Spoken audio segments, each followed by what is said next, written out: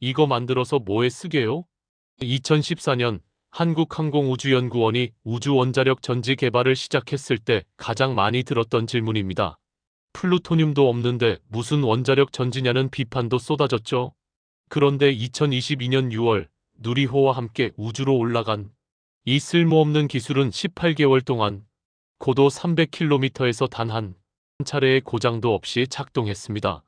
영하 170도에서 영상 100도를 오가는 극한 환경에서 말이죠. 결과는 대한민국이 미국, 러시아에 이어 세계 세 번째 우주 원자력 전지 보유국이 된 겁니다. 60년간 두 강대국이 독점한 기술을 미국 예산의 15분의 1로 8년 만에 따라잡았습니다. 더 놀라운 건 중국입니다. 우주 굴기를 외치며 천문학적 예산을 쏟아부었지만 5차례 모두 실패한 그 기술을 한국이 해낸 겁니다. 유럽과 일본도 아직 개발 중이거나 시도조차 못하고 있는데 말이죠. 대체 무슨 일이 일어난 걸까요? 그리고 이 기술이 왜 700조 원 규모의 우주 시장에서 게임 체인저가 될까요? 마치 1970년대 조선업처럼 이 기술이 어떻게 대한민국을 우주 강국으로 만들지 지금부터 시작합니다.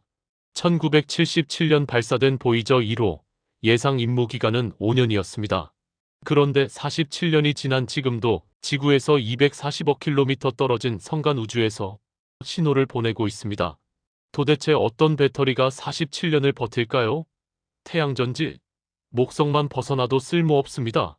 충전식 배터리, 더더욱 아니죠. 보이저호의 심장은 RTG, 방사성동위원소 열전 발전기입니다. 플루토늄 238이 자연 붕괴하며 내는 열을 열전소자로 전기로 바꾸는 장치죠. 원리는 놀랍도록 단순합니다. 가장 큰 장점은 움직이는 부품이 전혀 없습니다. 엔진도 터빈도 회전하는 것도 없어요. 그냥 플루토늄이 열을 내고 열전소자가 전기로 바꿀 뿐입니다. 고장날 게 없는 구조죠. 그래서 RTG는 극한 환경을 견딥니다. 영하 170도의 달밤부터 영상 100도 금성 표면까지 외부 충전도 햇빛도 유지보수도 필요 없이 수십 년간 묵묵히 작동합니다. 화성 로버 큐리오시티도 RTG로 12년째 작동 중입니다. 먼지 폭풍으로 태양전지가 가려져도 영하 100도 밤이 와도 멈추지 않습니다. RTG는 단순한 배터리가 아닙니다. 인류가 태양계 끝까지 도달하게 해준 우주 탐사의 심장입니다. 그리고 대한민국이 이 열쇠를 손에 쥔 겁니다. RTG 개발의 최대 장벽은 플루토늄 238입니다. 지구에 자연 존재하지 않고 1g에 1억 원, NPT 규제 대상이죠. 미국조차 러시아에서 수입했습니다. 2013년 자체 생산을 재개했지만 연간 300에서 400g이 고작입니다.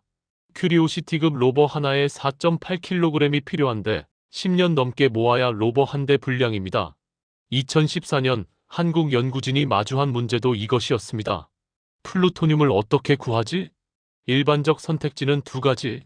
미국이나 러시아에 무릎 꿇고 플루토늄 달라고 하거나 수조 원 들여 생산시설 만들거나 한국은 제3의 길을 택했습니다. 플루토늄 없이 RTG를 만들자. 핵심 아이디어는 이겁니다. 플루토늄은 그냥 열만 낸다. 전기 히터로 똑같은 열을 만들면 되지 않을까? RTG의 진짜 핵심 기술은 플루토늄이 아닙니다. 500도 고온을 견디며 효율적으로 열을 전기로 바꾸는 열전소자, 우주 환경에서 수십 년간 고장 없이 작동하는 열 관리 시스템, 이 모든 걸 작고 가볍게 만드는 설계 능력입니다. 한국 연구진은 전기 히터로 플루토늄과 똑같은 온도와 열 흐름을 만들어냈습니다. 그리고 이 시스템을 우주에서 검증했습니다. 2022년 6월 21일 누리호 2차 발사. 고도 300km 궤도의 RTG는 18개월간 완벽히 작동했습니다. 영상 100도와 영하 170도를 90분마다 반복하는 극한 환경에서 120mW 전력을 안정 생산했죠. 나사 기준 TRL 9단계, 실전 배치 가능 수준 달성입니다. 실험실이 아닌 실제 우주에서 검증 완료한 거죠. 더 놀라운 건 비용입니다. 나사는 수조 원 투입, 한국은 약 600억 원, 미국의 15분의 1입니다. 플루토늄 없으면 진짜 RTG 아니지 않냐는 비판도 있습니다. 하지만 핵심을 놓치면 안 됩니다. 우리가 확보한 건 RTG 시스템을 설계하고 운영하는 기술입니다. 자동차 회사가 엔진을 직접 안 만들어도 되는 것과 같습니다. 향후 플루토늄을 공급받으면 여론만 플러그 앤 플레이처럼 교체하면 됩니다. 이게 한국의 전략입니다. 정면 돌파가 아닌 우회로를 통해 핵심 기술은 확보하되 국제 정치적 걸림돌은 피해간 겁니다. 1961년 6월 29일 최초의 우주 RTG가 발사됐습니다. 이후 60년간 우주 RTG를 만든 나라는 딱 두 곳, 미국과 러시아뿐입니다. 60년이 얼마나 긴지 아십니까? 한국 전쟁 끝난 지 8년, 1인당 GDP 100달러도 안 되던 1961년부터 지금까지 두 나라가 철저히 독점해왔습니다. 왜일까요? RTG가 군사 기술이기 때문입니다. 플루토늄 238 자체는 핵무기에 안 쓰이지만 만드는 원자로 기술과 정제 기술은 핵무기와 직결됩니다. NPT 체제에서 기술 이전은 사실상 불가능했죠. 유럽 우주국조차 자체 RTG가 없습니다. 기술력 부족이 아니라 정치적 경제적 이유로 시도조차 못했습니다. 일본도 마찬가지입니다. 세계 3위 경제 대국, 우주기술 강국이지만 RTG는 없습니다. 하야부사이도 태양전지로 버텼고 화성이나 목성엔 갈 수 없는 한계가 있죠. 중국은요? 시진핑이 우주굴기를 선언한 후 천문학적 예산을 쏟아부었습니다. 2019년 달 뒷면 착륙, 2021년 화성 착륙까지 성공했죠. 그런 중국이 RTG만큼은 실패했습니다. 5차례 시도 모두 우주 검증 실패. 가장 최근인 2020년 창어 5호도 RTG 포기하고 태양전지로 대체했습니다. 왜 실패했을까요? 플루토늄 부족이 아닙니다. 중국은 자체 생산 능력이 있어요. 문제는 열전소자와 시스템 통합 기술입니다. RTG 열전소자는 500에서 600도에서 20에서 30년간 작동해야 합니다. 재료 열화를 최소화하려면 특수합금, 코팅 기술, 정밀 열 관리가 필요합니다.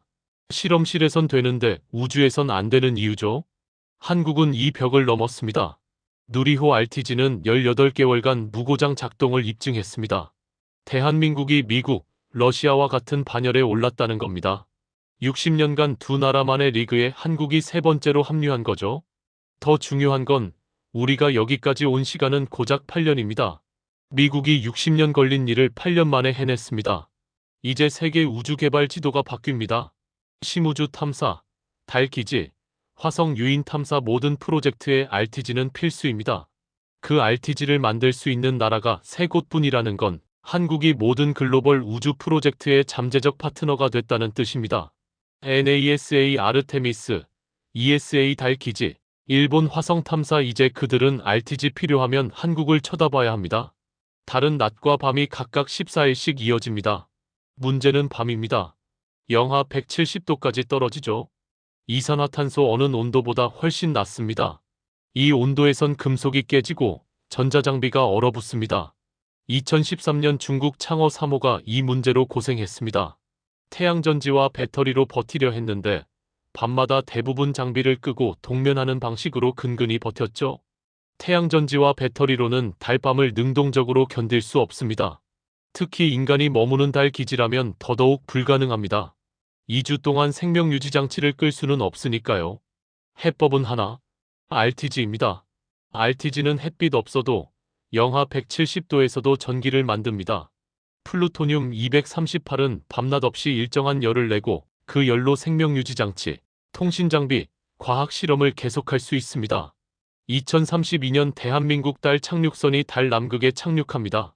성패를 가를 핵심 장비가 바로 RTG입니다. 달 남극 크레이터는 수십억 년간 햇빛이 안 닿는 영구, 음영 지역이고 여기 물 얼음이 있을 가능성이 높습니다. 태양전지로는 탐사 불가능하죠. 화성도 마찬가지입니다. 태양빛이 약하고 먼지 폭풍이 자주 일어납니다. 2018년 오퍼튜니티 로버가 먼지로 태양전지 가려져 영구 정지했죠. 반면 큐리오시티는 RTG로 12년째 작동 중입니다. 목성과 토성, 태양빛이 지구의 1에서 4%뿐입니다. 보이저, 갈릴레오, 카시니 모두 RTG로 작동했습니다. 그리고 진짜 게임 체인저는 우주 원자로입니다. RTG는 MW 수백 W 수준입니다. 달 기지 운영엔 최소 수십 kW, 화성 유인 기지엔 수백 kWMW가 필요합니다. 2018년 나사는 킬로파워 프로젝트로 1kW급 우주 원자로 시험 성공했습니다. 목표는 10kW로 확대해 2030년대 화성 탐사에 투입하는 겁니다. 러시아는 2030년까지 1MW급, 중국은 100kW급을 개발 중입니다. 왜 모두가 우주 원자로에 매달릴까요? 심우주 경제의 핵심이기 때문입니다. 달과 화성의 자원 헬륨-3, 히토류, 물, 레골리스 이걸 캐내려면 대용량 전력이 필수입니다. 우주 제조업도 마찬가지. 안정적 대용량 전력 없이는 불가능합니다. 한국이 RTG 기술을 확보했다는 건 우주 원자로로 가는 첫 단추를 꿰는 겁니다. 열 관리, 방사선 차폐, 시스템 통합 노하우는 모두 우주 원자로에 그대로 적용됩니다. 한국원자력연구원은 2030년까지 10kW급 우주 원자로 개발을 목표로 합니다. RTG 열전 소자 기술에 SMR 기술을 결합하는 방식이죠. 한국 SMR은 세계 최고 수준입니다. 2024년 글로벌 우주 경제 규모는 600조 원, 2030년엔 700조, 2040년엔 1500조 원으로 성장 전망입니다. 진짜 블루오션은 심우주 경제입니다. 아직 시장 형성 단계라 선점 효과가 엄청나고 핵심 인프라가 바로 우주 원자력 기술입니다. 한국의 위치? RTG 핵심 부품 공급국이 될 수 있습니다. 특히 고효율 열전 소자는 한국 반도체 소재 기술이 빛나는 분야입니다. 전 세계 RTG의 2030%가 한국산 부품을 쓸 수 있습니다. 우주 원자로 시스템 수출국도 가능합니다. 2030년대 달 기지, 2040년대 화성 기지에 들어갈 원자로를 한국이 공급할 수 있습니다. 보수적으로 잡아도 2040년까지 한국이 가져갈 우주 원자력 시장은 2030조 원, 반도체 다음 신성장 동력이 될 규모입니다. 1970년대 초 한국은 조선업 순위 30위권 밖이었습니다. 기술도 경험도 없었죠. 하지만 정부와 기업이 힘을 합쳐 유럽과 일본에서 기술을 배워왔고 거대 조선소를 세웠습니다. 1990년대 말 한국은 세계 1위 조선 강국이 됐습니다. 2000년대엔 전 세계 선박 40%를 한국에서 만들었죠. LNG선, 해양 플랜트 같은 고부가가치 선박을 독점했습니다. 조선업이 한국 경제에 미친 영향은 엄청났습니다. 직접 고용 20만 명, 간접 포함 100만 명, 연간 수출 60조 원, 전후방 산업까지 키웠습니다. 우주 원자력도 같은 길을 갈 수 있습니다. 지금 한국은 세계 3위입니다.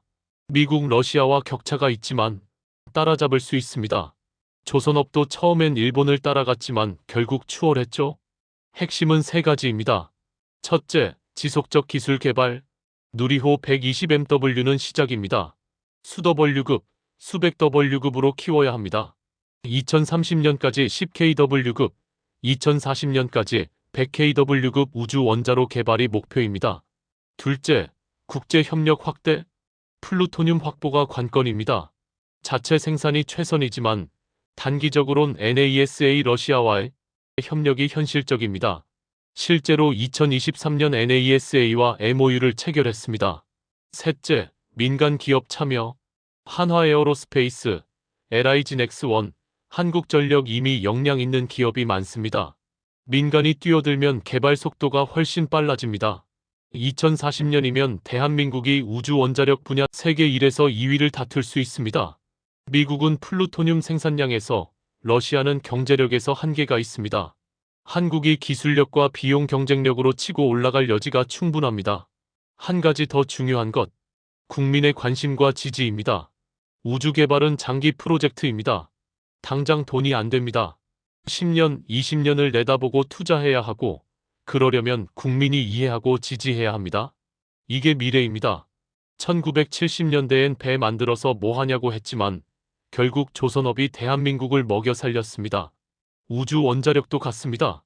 지금은 작은 시작이지만 20년 후엔 대한민국의 먹거리가 될 겁니다. 2022년 6월 누리호의 RTG는 그저 실험용 장비 중 하나였습니다. 하지만 이제 우리는 압니다.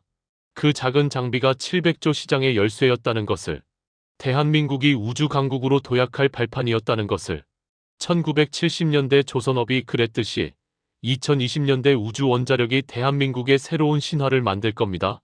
달에서, 화성에서, 그리고 언젠가 목성과 토성 너머에서 메이드 인 코리아 원자로가 인류의 우주 개척을 돕는 날이 올 겁니다. 대한민국 우주 원자력의 미래는 이제 막 시작됐습니다.